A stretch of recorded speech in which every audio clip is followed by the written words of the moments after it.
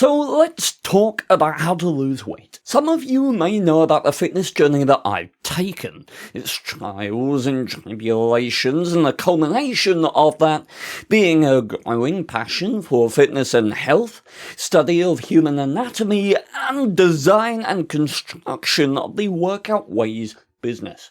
And it's due to this experience, more recently going from 180 pounds down to 140, that I feel qualified to bring you this information. Information that can help you achieve any goal. Because we can't talk about losing weight without talking about weight management. To understand light is to recognize dark. To feel cold is to know warmth, and to lose weight is to understand how to gain it. I'm not going to tell you to do this or do that because I have no idea who you are, what you need, or what you want. What I will do is focus on logical basics and fundamentals that can help you tailor your own plan to achieve your goal, whatever that may be, as well as sharing some personal recommendations that I think almost anyone will be able to benefit from. Because, frankly, there's a whole heap of garbage information out there that is, frankly, misinformed, poorly conveyed, or deliberately misleading in an attempt to exploit money from people who seek an easy way to achieve their goals. So, fundamentals. There is only one law when it comes to weight management, and that is calories in versus calories out. This is not an option or a diet plan, it's literally the laws of thermodynamics. If you are using more calories, more energy than you are consuming, you will lose weight. If you are consuming more calories, more energy than you are losing, you will gain weight. Your body is not magic. It is a machine that needs fuel, it needs energy to run. If you stop eating, you will essentially burn away and die. You are energy. The weight, the mass that you are, is the energy that you have consumed. That statement is factual for every single human being on this planet. The only reason that doesn't function as a knowledge bomb, omnidirectional problem solver, is that everyone is different. They have different requirements, different base metabolic rates, different lifestyle propensities to store different amounts of body fat, and people don't know or don't understand or don't want to take the time to understand how their body relates to certain foods and what is best for them. In addition, there's so much out there that allows people to get confused. All the different types of food groups, demonization of sugar, and it's just too much. So let's start with a ridiculous but very helpful oversimplification. Think of it in these two ways. How much you eat, in terms of calories, dictates your weight.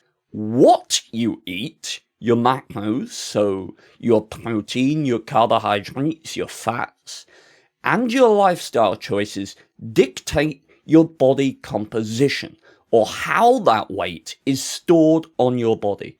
To make this clear, what will gain you more weight? 3,500 calories of chocolate or 3,500 calories of broccoli? But of course, in theory, they would both gain you the same amount of weight because they provide your body the same amount of energy. The primary difference would be how that weight is stored on your body and how it affects your long-term health. Chocolate, being high in sugars and saturated fat, is more likely to be used by the body to generate excess fat, as opposed to broccoli, which is a fibrous carbohydrate, a decent source of protein, so it's more likely to be utilized by the body, given adequate stimulus, to synthesize new muscle tissue, for example. Now, I'd like for you to keep this in mind as we'll call back to it later. So let's talk about what is, in my mind, one of the worst things in the fitness industry: diets.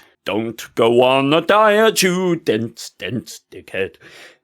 That was mature. And I kept it in the video, didn't I? I'm a git. Diets and diet culture, in my opinion, is one of the single biggest reasons people fail to achieve their goals. Because it surrounds people with a narrative that you should be achieving your goals in 2 weeks, in 30 days, in 1 month. It offers this lovely, appealing idea that you can magically change yourself around and be different and be your best self and everyone's gonna love you. And yeah! Nope. What you gotta realize is that the vast majority of people who go on diets fail. The vast majority. So those success stories that make you go, oh wow, that's awesome, I want that, I can achieve that, they are the minority. Very much the minority. And what people do is, like, if you were sitting on your couch at home, right, watching someone play a sport to a impressively high level, like they're really good at this sport, it's like you looking at that and thinking, you know, if that person can play that sport, I can do it too, to that same level, to that same degree of success. Yes, you could. No, you probably won't. The thing is, health changes should be about being kind to yourself. It is the purest form of body positivity. It is treating your body with care, attention, and respect because it deserves it. Holding yourself to an arbitrary standard set by photoshopped images and media is not kindness. The only person you should be comparing yourself to is you from yesterday. Diets, to me, make this even worse because people are fooled into the idea that making huge lifestyle changes over a short time is realistic. It's not. Most people don't work that way. You and me, we are where we are because of habits that we've built up over a very long time. And those habits do not change overnight, and nor should they. They certainly shouldn't change for a period of 30 days, only to lose a couple of pounds, then when you're bound again. It is unhealthy to expect or attempt that. Stop. There are so many people who fail a diet and are so discouraged by the attempt that they never try again. Think of it this way. You've got two people, Joe and Margaret. Joe works at the village bakery, and Margaret has a very large cock. Neither of them have ever done any running before. So you go up to both of them, you say to Joe, run a mile in 6 minutes. Bitch! And you say to Margaret, run a mile at your own pace, wherever you feel comfortable. At the end, go faster if you feel you can. They both go off and attempt it. Afterwards, you ask them both if they want to become runners. Of course, Joe, having collapsed after half a mile and been run over by an Amazon Whole Foods truck, is much less likely to respond enthusiastically than Margaret, who is tired but proud that she just ran her first mile.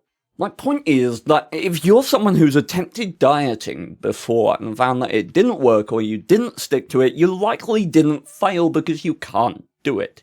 You failed because you were trying to run a 6-minute mile before you ran a 10.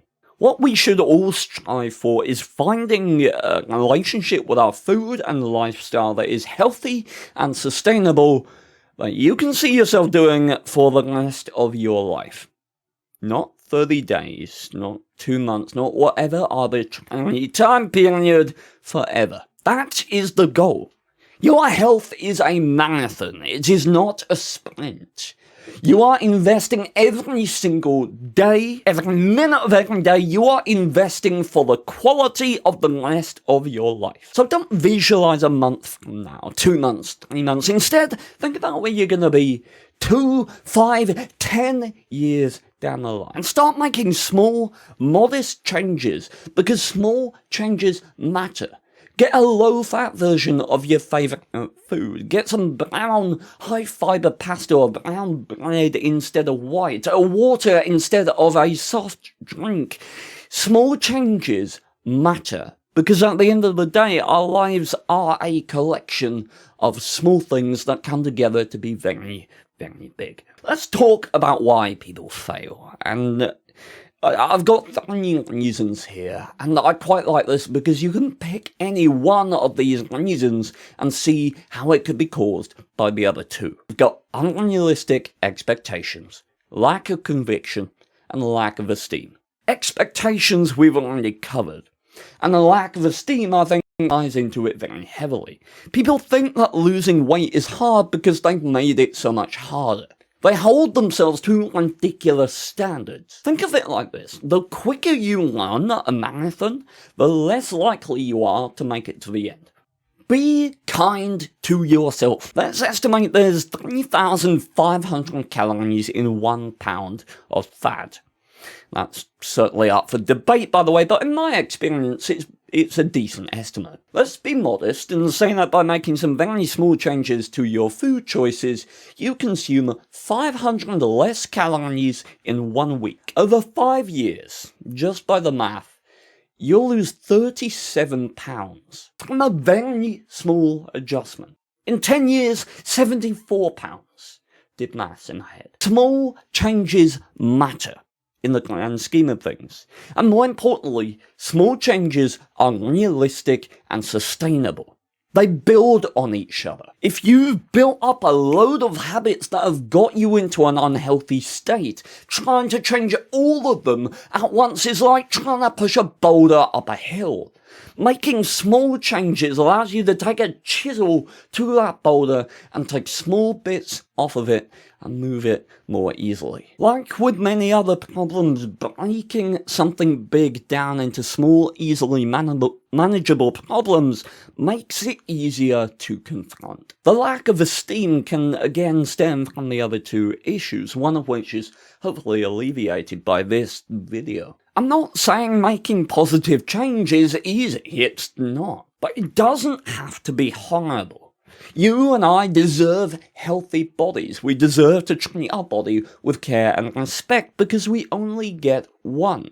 We should put time and effort into it. So the next time you look in a mirror, try and use what you see as a motivation to push forward instead of looking for a reason to tear yourself down. So let's talk about practical changes. What would I recommend? First thing, invest in some kind of calorie counting method.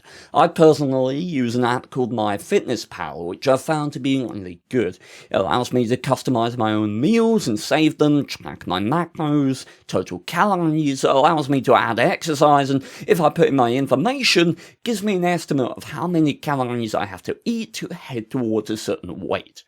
It can be a bit fiddly, but once you set yourself up, it is quite efficient indeed. Now bear in mind that calorie counting is never exact, even on the nutritional labels. I know in the US it can vary by plus minus 20%, not 25% for the World of Tanks fans, but plus minus 20% legally is significant. It's never going to be exact. Add to that your lifestyle, your base metabolic rate, it is never going to be an exact science. Not as simple as 1 + 1 = 2. Regardless, I still recommend using it despite it not being exact because it allows you to stay accountable to your goals. It allows you to stay consistent. If you find at the end of the month that you're not moving in the right direction, you can adjust your intake slightly and keep going. It makes it more realistic to understand what you are putting into your body. Second thing I recommend, add some form of resistance training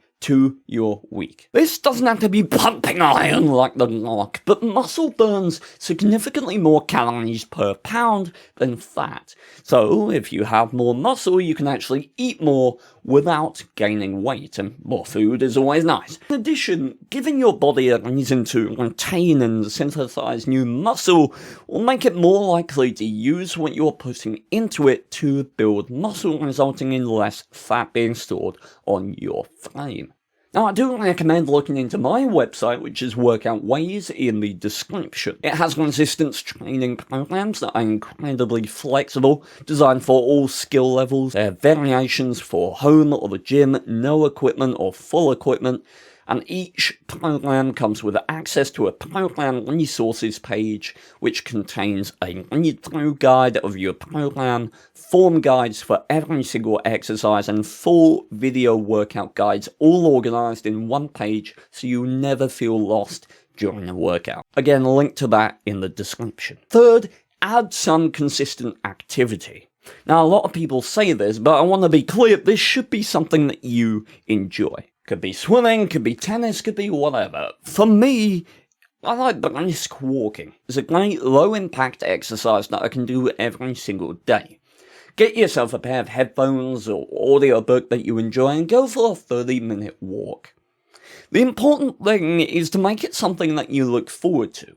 Have an activity which you enjoy that you pair with your walking time, and only let yourself do that activity when you are also doing your walk or your exercise. I like something that you can look forward to and doesn't feel like a chore or obligation, thus making it easier to stick to. This is of course a lot easier with a treadmill, and I'll put a link to the treadmill that I have in the description. It's been one of the finest investments me and my dad have made. We certainly got a huge amount of use out of it during lockdown, and still very useful to this day. Fourth, before every meal, or in between meals if it suits you, drink a full glass of water and have yourself a portion of fibrous carbohydrates. These can be broccoli, peas, green beans, anything like that. I recommend buying a few packs of green beans or peas or whatever, stick them in the freezer, you can do them up in 8 minutes or so. It's very, very convenient.